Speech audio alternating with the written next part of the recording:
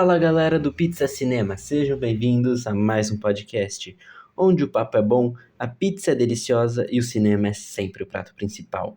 E hoje a gente vai falar sobre o quinto episódio da série Agatha desde sempre. E olha, eu já posso adiantar que eu gostei bastante desse episódio e ele trouxe uma vibe bem diferente dos anteriores. E pra mim foi uma mudança muito bem-vinda.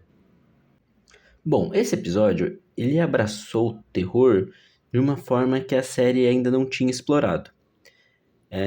E sem perder aquela mistura de galhofado com humor que já é marca registrada da série da Agatha.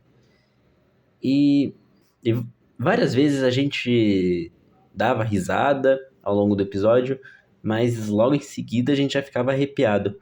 Porque apesar de não ser aquele terror, terror mesmo, mas é um tem momentos macabros, sim. E eu vou dizer uma coisa: tava recheado de referências ao filme do Exorcista. E Exorcista é o filme mais terror de todos. Então, sim, foi um episódio bastante macabro. E uma das grandes revelações do episódio foi sobre aquelas figuras sombrias, todas de preto, que apareceram lá no segundo episódio, no momento que estavam cantando a balada. E elas retornaram agora. E finalmente foi explicado o que são aquelas 7 almas. E o que são elas? Elas são aquelas 7 mulheres que a Agatha morreu não, que a Agatha matou enquanto ela estava sendo queimada viva na fogueira pela própria mãe. E essa cena reprisou de novo, né? Uma cena da série da WandaVision, que é um flashback. E essas almas, elas estão de volta, e o que elas querem é vingança. E praticamente é isso. As almas lá das mulheres que a Agatha matou estão voltando atrás de vingança e elas querem parar a Agatha. Agora vamos falar da aprovação desse episódio. A gente viu mais uma vez a série fazendo referência a uma década. O terceiro episódio fez referência à década de 60, o quarto à década de 70 e agora chegou a vez dos anos 80. E cara, eu tô curtindo muito essa ideia de cada episódio ser inspirado em uma década diferente. Me lembra muito do WandaVision, que é a minha série favorita da Marvel, do MCU, né? E essa aprovação dos anos 80, assim, ela trouxe inúmeras referências àquela década. E a minha favorita, sem sombra de dúvidas, é aquele momento que as bruxas estão na vassoura, aí tem a lua de fundo fazendo uma óbvia referência ao filme do ET, do Steven Spielberg.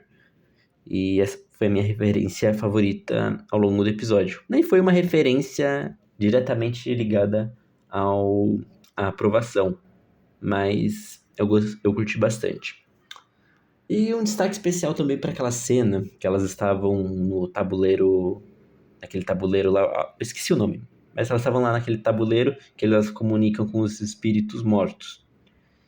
E aí elas acabam comunicando com a Senhora Hart, ou a Sharon Davis. E foi uma cena até que legal. Eu gostava muito do personagem da Senhora Hart. Para mim, ela que era o, o- a parte cômica, né, da série, o alívio cômico da série. E para mim foi um equilíbrio muito legal entre o humor e o terror nessa parte. E por outro lado, essa parte da aprovação eu achei o roteiro bastante forçado nesse momento. E falando em roteiro, essa parte da aprovação de que a Agatha ela é uma pessoa ruim e vocês precisam deter ela, não me convenceu muito essa parte do episódio. Tipo, do nada surge o fantasma da mãe dela tentando vingar a filha. E apesar de toda a carga emocional que acontece ali na cena, eu sinto que ficou um pouco atropelado, sabe? Eu esperava um pouco mais de desenvolvimento. E teve também o ponto alto desse episódio, que foi a morte da Alice. E sim, a morte dela teve um impacto, eu não vou mentir. Eu gostei do peso emocional dessa morte, porém, eu acho que que o roteiro podia ter trabalhado melhor para não parecer tão apressado, tão forçado. Eu realmente acho que eu não estou criticando a morte da Alice, mas a aprovação como um todo, eu acho que o roteiro poderia ter trabalhado bem melhor nessa parte. E finalmente chegamos ao final. E o final desse episódio finalmente é respondido a grande dúvida que a gente tinha.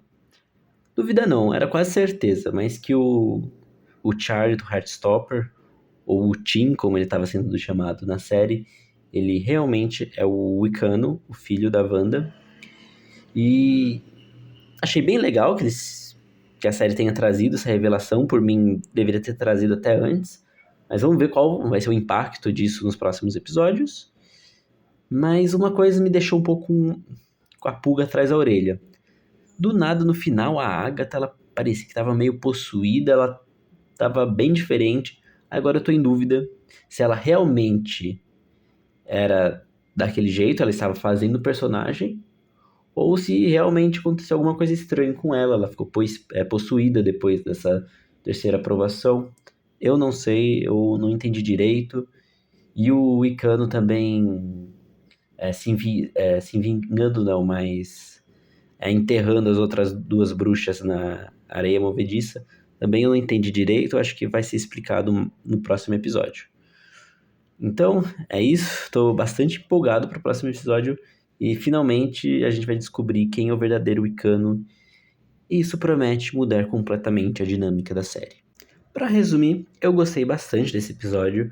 Ele trouxe uma pegada diferente, mais voltada pro terror, mas sem perder o humor da série. Na verdade, o terror foi mais umas referências ao Exorcista, mas que realmente deixou alguns momentos macabros nesse episódio. E também as referências aos anos 80 que foram muito bem executadas. E mesmo que o roteiro tenha deixado a desejar em alguns momentos, o impacto emocional da morte da Alice e a revelação sobre o Wicano compensaram bastante o roteiro falho nesses poucos momentos. E vocês? O que vocês estão achando desse episódio? Não esqueçam de compartilhar o podcast com os amigos, se vocês acham que tem algum amigo aí que se interesse por Agatha, ou por Marvel, ou por cinema, pode mandar para eles.